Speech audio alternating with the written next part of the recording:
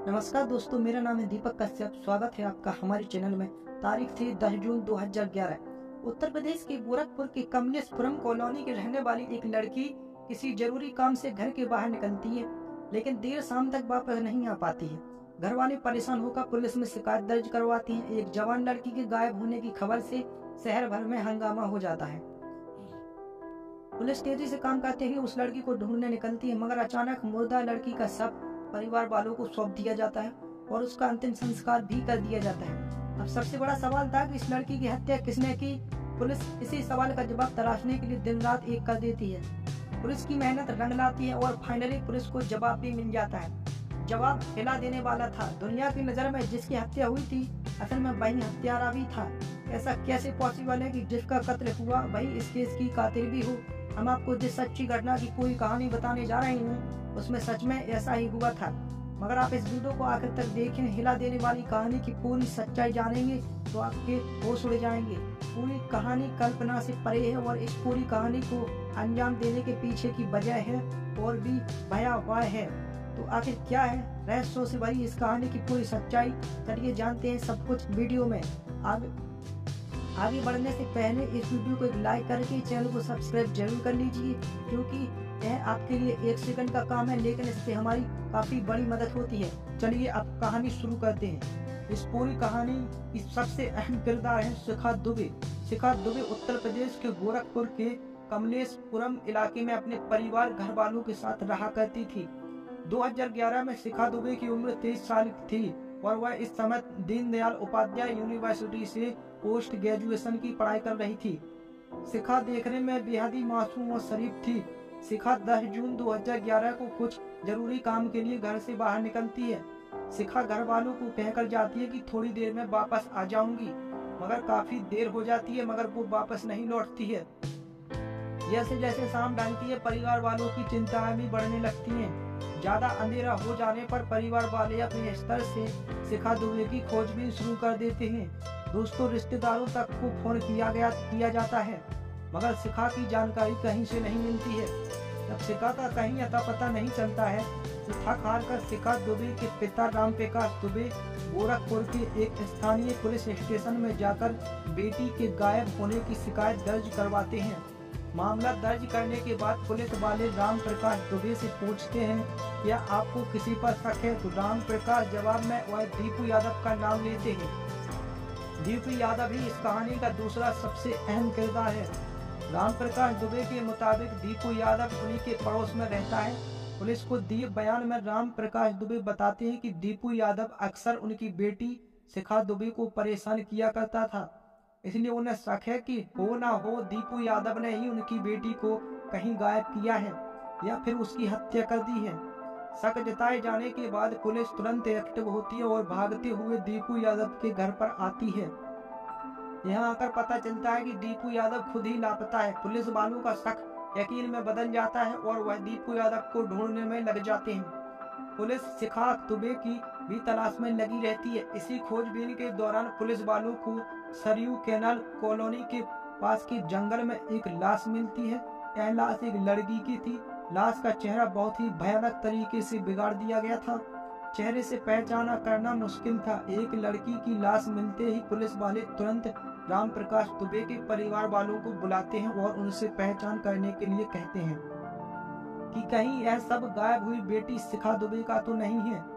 खबर मिलते ही शिखा दुबे के परिवार वाले लाश की पहचान करने के लिए आ जाते हैं। क्योंकि चेहरा पूरी तरीके से बिगाड़ दिया गया था, इसलिए चेहरे से तो पहचानना असंभव था, लेकिन शरीर पर पहना हुआ कपड़ा, सब के आसपास बिखरे हुए सामान, पैरों में पहनी गई चप्पल, गले में मौजूद काला धागा तथा लड़की की कद काठी चीख चीख कर इस बात की गवाही दे रही थी कि यह सामने मरी पड़ी हुई लड़की कोई और नहीं बल्कि शिखा दुबे है।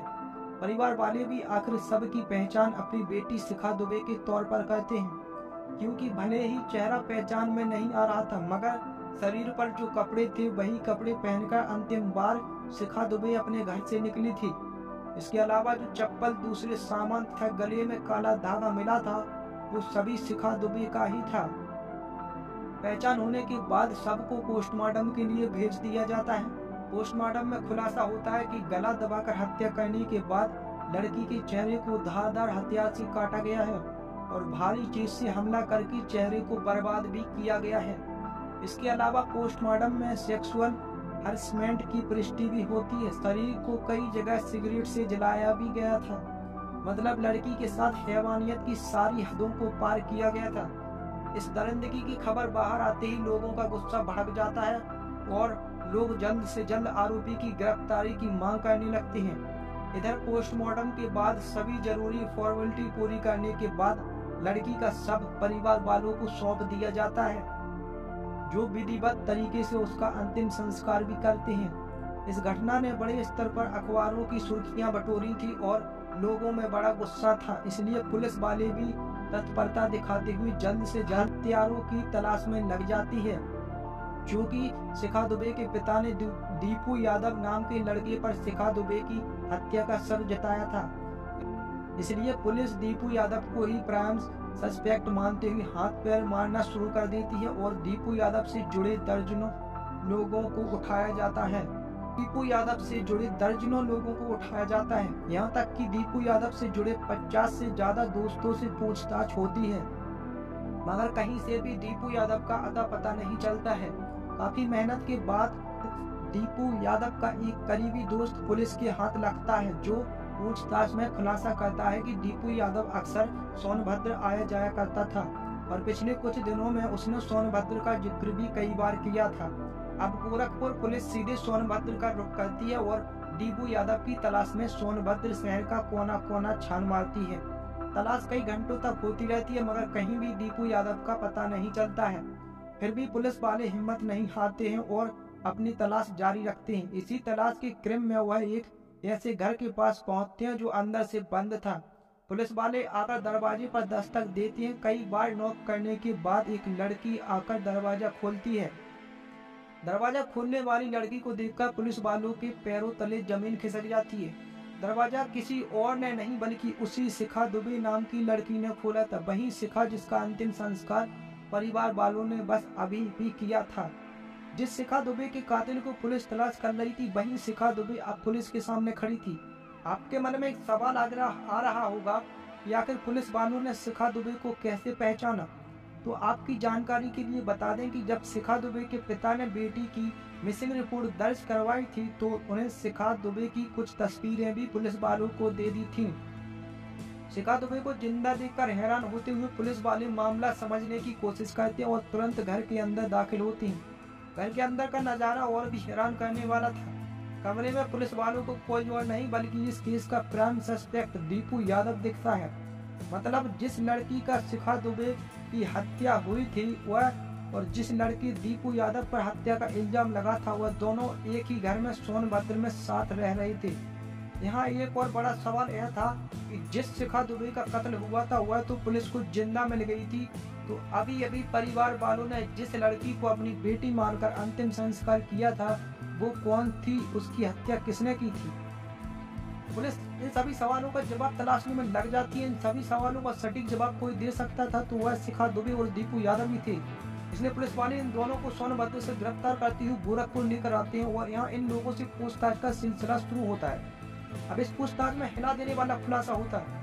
शिखा दुबे पूछताछ में खुलासा करती है कि दीपू यादव भी उसी के कॉलेज में पढ़ाई करता था और उसके घर के आसपास ही रहता था।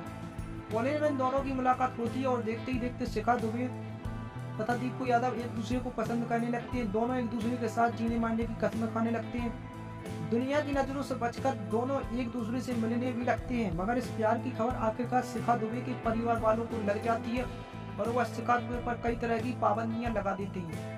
इस कारण दीपू यादव और शिखा दुबे का मिलना जुलना बंद हो जाता है। कुछ दिनों तक तो सब कुछ सामान्य रहता है, मगर मौका मिलते ही फिर से शिखा और दीपू मिलने जुलने लगते हैं और मौका मिलते ही गोरखपुर के एक मंदिर में जाकर 18 अप्रैल 2011 को चुपचाप शादी कर लेते हैं।